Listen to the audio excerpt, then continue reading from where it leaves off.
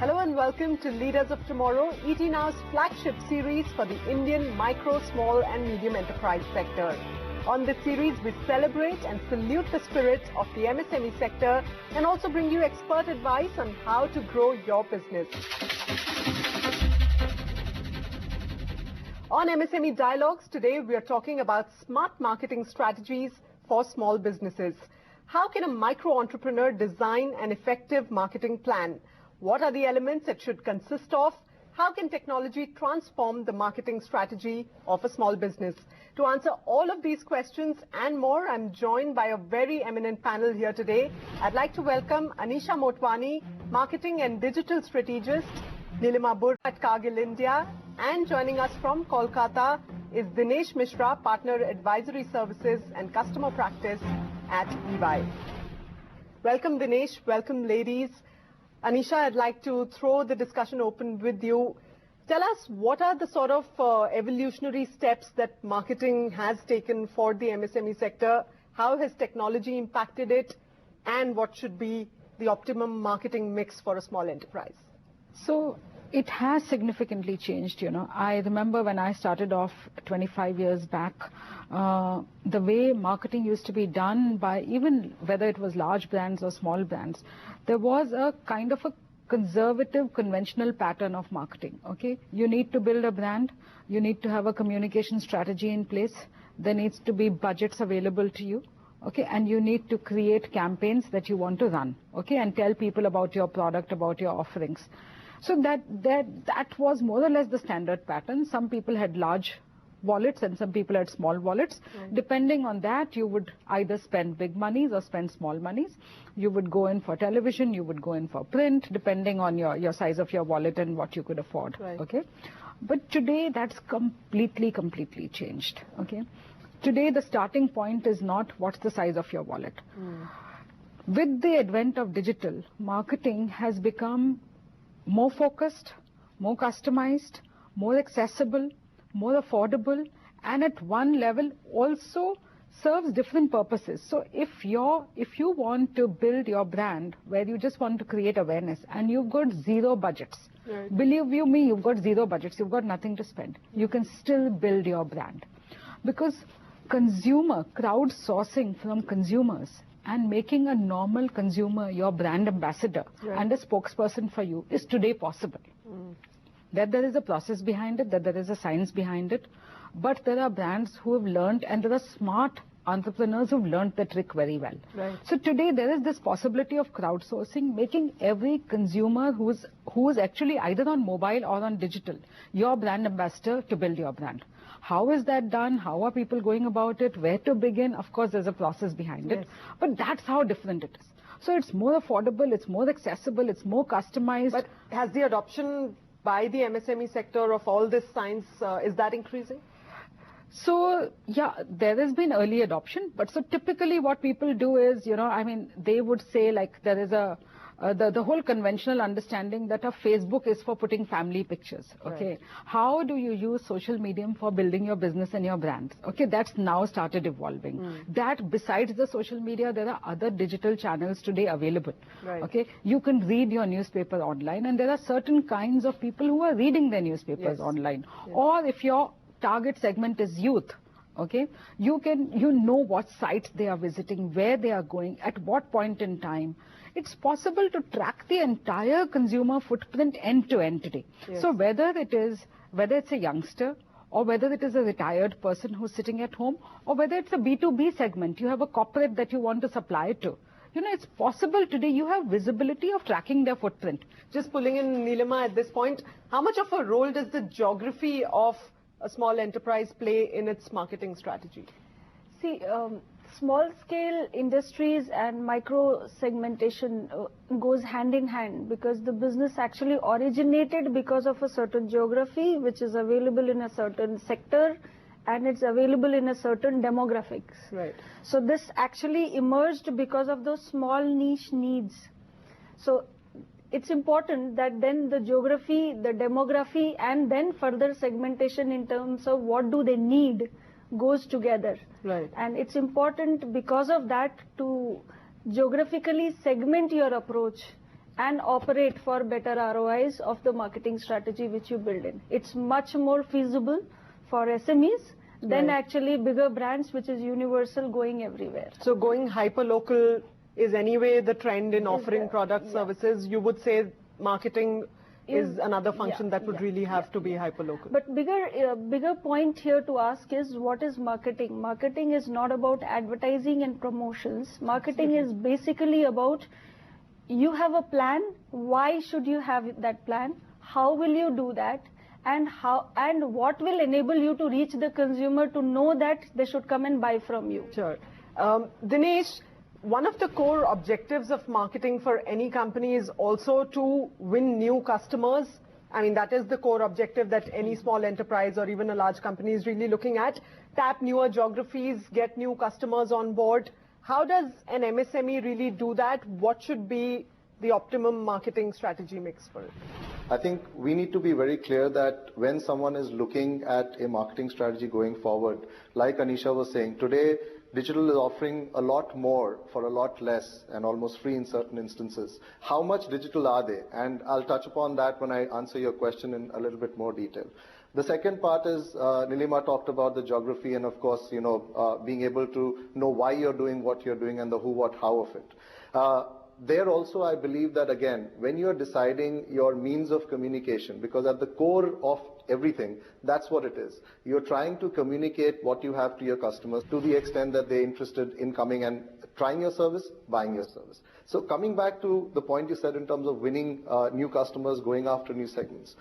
You have to first, like we did in the old world, and that hasn't changed, I'm sure Anisha and Nilima will agree with me, is that you have to have, first of all, a sharp proposition. What is it that your product or service is doing? Is it solving a problem? Is it providing a convenience? Depending on what this proposition, who this proposition is best targeted at, who your customer is, you try and understand them. You understand their behavior. You understand, going back to the point I made, where they are, to Nilima's point, and how digital they are, to Anisha's point. To be able to understand how is the mix going to work in terms of communication. And the last part is to say that, okay, once I have got my mix right, how do I ensure that this communication is reaching them? You have influencers like we had in the old world. So if I talk on the digital side, there are 2 or 3 things that are new. First is, in terms of saying that, how do I get them to ask who are the people that I can kind of relate this story to? Second is the influencers, the old PR world that I had. That is there in the new world as well. I think Anisha touched upon that as well. Other people who are following other people in terms of saying that, okay, their views matter. How do I ensure that those people that could get interested in my product actually are then ambassadors for me as well? So it's not just an individual ambassador, but there are ambassadors that are also got a larger voice in the online world. And the last is, of course, how do I also commerce enable, whether it's e-commerce, m-commerce, regardless, how do I make it commerce enable on the digital part as well? So that's the digital piece. Not to forget the conventional. You talked about hyper-local, you talked about reaching out to customers in a local base, right? Let's not forget radio. Radio is not dead. Let's not forget simple things like leaflets and flyers, which come to your apartment today, in the newspapers, etc., for really local market. So the point here is that there is no right or wrong answer in terms of saying that I don't do conventional, I do digital, or I do only digital, don't do conventional. First of all, once you know what your proposition is and what your customer is, you then decide the channels accordingly.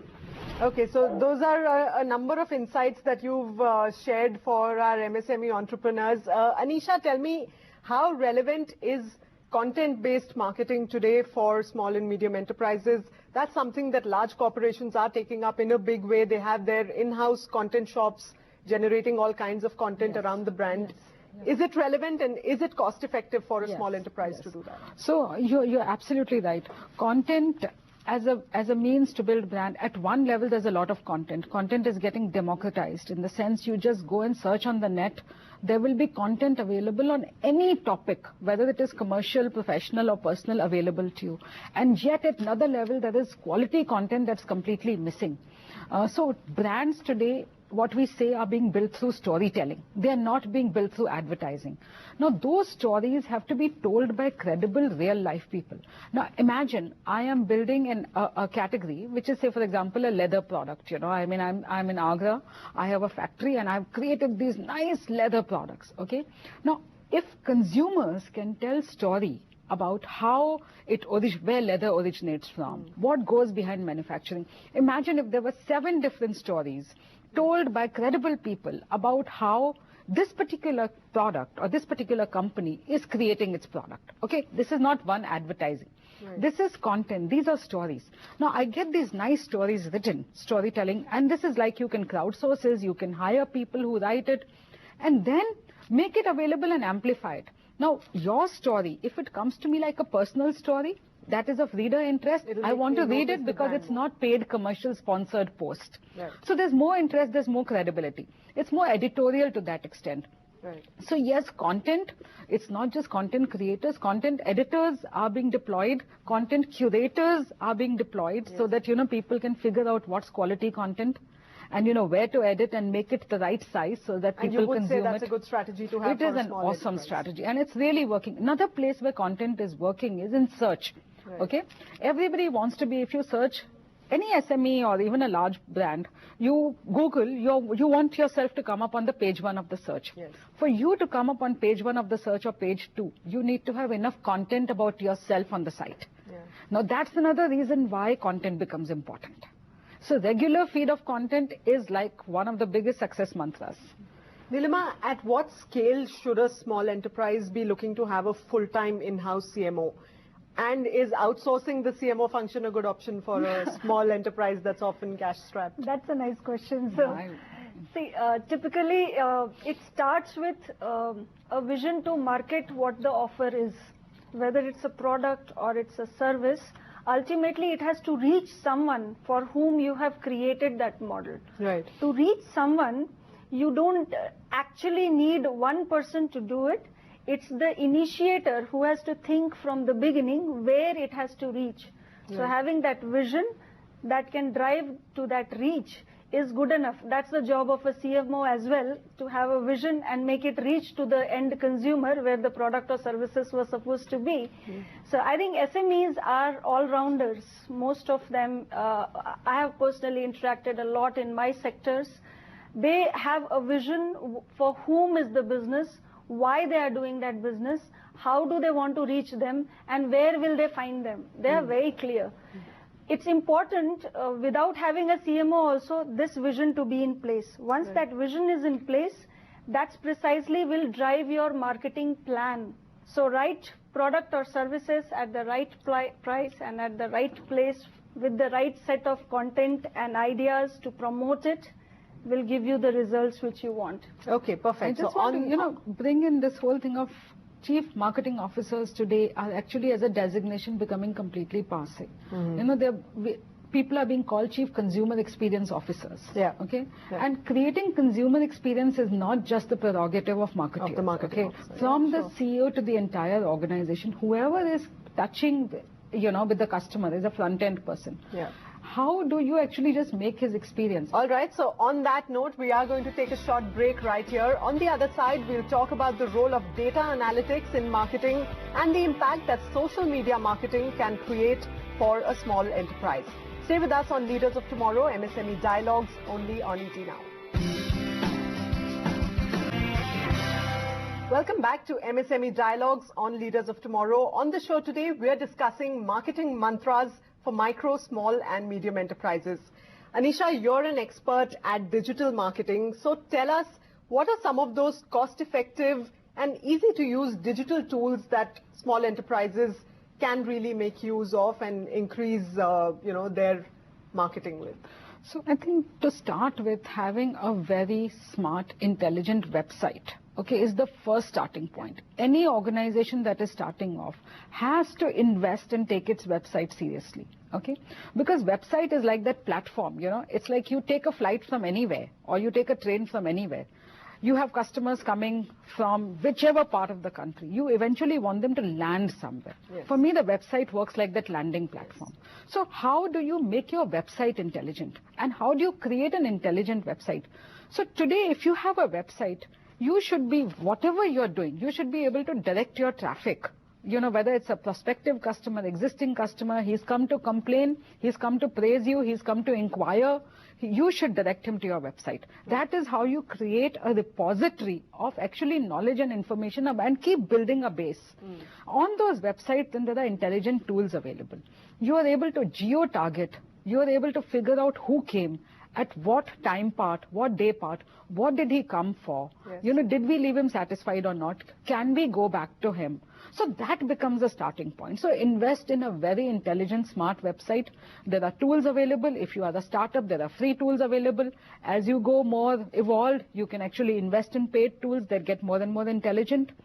So that's the first one. The second thing is having your social media pages. Yes. It's important today, even individuals can create social media, this thing. There are company pages that you can create on social media pages. Create a company page. Make sure that you have the right content going there. Invest in it. It's not very expensive. Somebody sitting in your office, you yourself can actually create content and put it up on your social pages. Okay? Right. So that's the second piece. The third piece is actually then figuring out and being very clear about who your target audience is. If it's a B2C, very sharp retargeting is possible. Today, if you go and buy anything from a Flipkart or an Amazon, you've searched for a shoe. Even if you haven't bought it, you've searched for a shoe. Next time you go there, to buy something else, they'll tag you with a shoe. This thing. How are they doing it? Because they're tagging you, they're tracking you. There are cookies available that are tracking your footprint.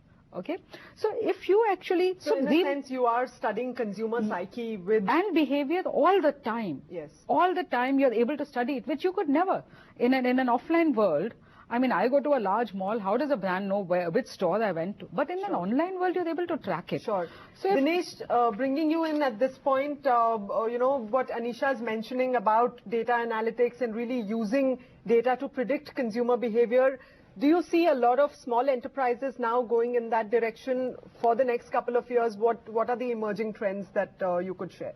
So I think, like the point that was made earlier, an entrepreneur today has their hands really full with a lot that is going on in their business, because a lot of times they don't have specialized roles for analytics, marketing, and so on. So they're pretty much playing multiple roles, and there are competing priorities. So not enough is the answer. However, what is changing, to Anisha's point, is the cost of being able to do it. The access to such tools is very, very different than it used to be.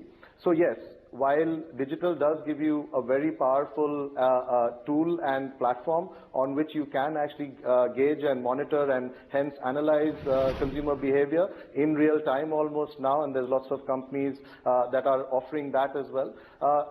The one thing that we do have to kind of, again, remember is that businesses also need to be aware that just in the offline world, advertising was a one-way communication. You sold stuff, right? So you gave a message that was selling.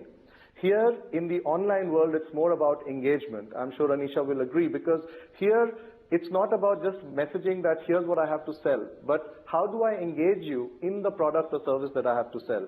I go back to, again, you talked about user-generated content, right? This content that of a how-to, what kind of proposition is it solving? The use cases for your particular product or service. It's an absolute goldmine to be able to have user-generated content in the various ways in which your service and product is being used, YouTube, etc. There's enough free ways in which you can put that out there. And then being able to analyze not only, as Anisha said, on your website, but on every other asset that you have, whether it's, various social media platforms, YouTube, etc. What are the people that are coming, doing, how much time they're spending, how are they reacting? That helps you fine-tune your messaging even more. I think it's a process. To answer your question, I don't think, the MSMEs are really, this is something that's top priority for them, but I'm sure they would benefit a lot if they prioritize this a little bit more in everything else that they have to obviously manage on a day-to-day basis. Okay. And Nilima, we've been talking a lot about social media marketing. Is social media marketing only for B2C players? How do B2B players really leverage social media? Social media actually has touched everyone. It's all about not just being connected to internet, but also the phones, right, which is the highest penetration right now. So through mobile and through internet connectivity available, it touches everyone.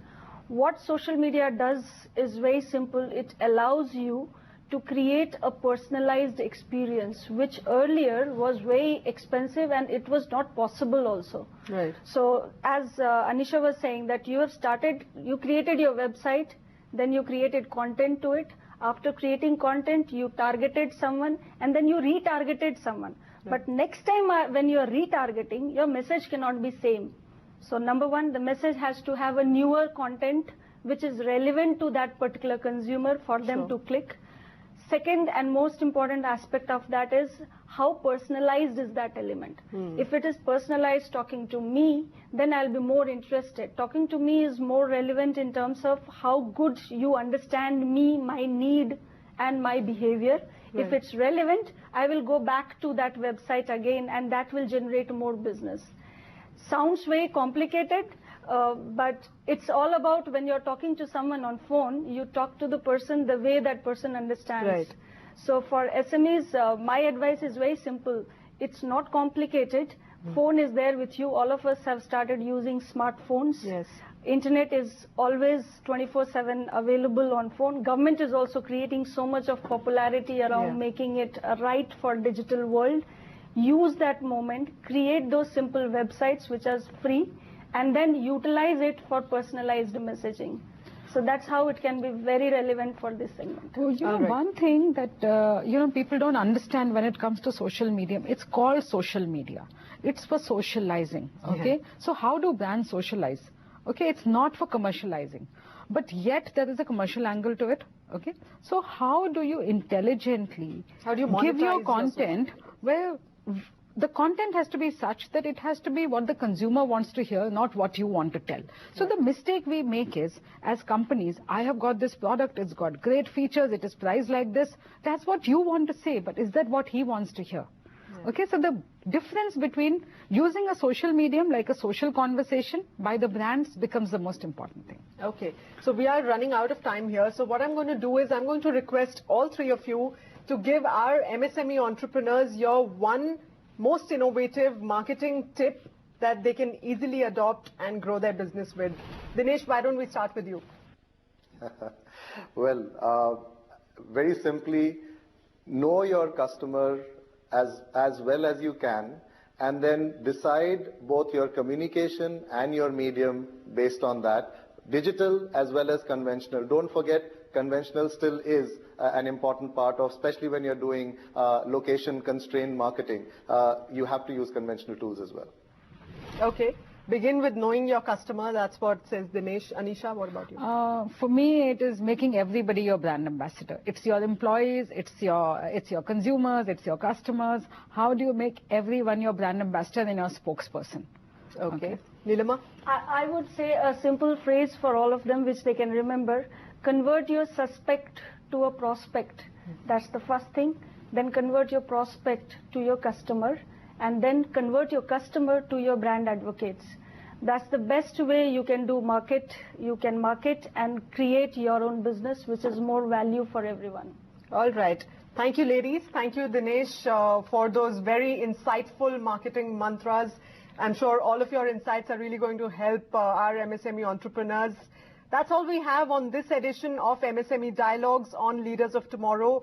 Feel free to get in touch with us. You can write into us at leadersoftomorrow@timesgroup.com or reach us using social media by just putting in the hashtag LOT, or just feel free to call us on the number on your screen. Thanks for joining us. Goodbye.